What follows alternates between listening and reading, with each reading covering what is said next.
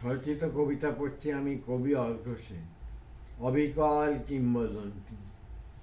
মনে পড়ে আমাদের পিতৃপুরুষের সেই পালা পার্বণে, দোল মঞ্চ, দুর্গোৎসব, মোষবলি, বাউলের আগমনী গান, অষ্টমীর সন্ধি পুজো, নৃত্যপর কাঁসুরিয়া দেউলেতে কাঁসর বাজায়, ডাকে সাজে দুর্গা, উঠোনে সর্বতভদ্র, দেবীর দোলায় আগমন।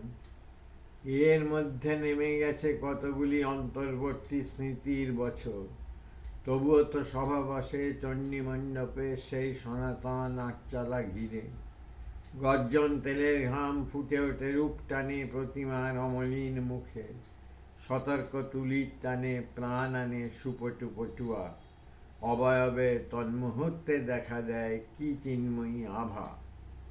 এরপর শেষ প্রহরে বিসর্জনী ঘণ্টার প্রহার, পাঁজরে ঢাকের শব্দ বেজে ওঠে বড় যন্ত্রণায়। জোড়নের নৌকাগুলি ধীরে ধীরে ফাঁক হলে পর অভিমানে ডুবে যায় মাটি আর খড়ের কঙ্কাল। কুমারটুলির শিল্পে চির ধরে যায় আসরি। গভীর গঙ্গার বুকে সুচারু সোলার শিল্প ইতস্তত আন্দোলনে ভাসে। কেউ কেউ দাবি করে প্রতিমার চোখে নাকি জনান্তিকে জল দেখেছিল।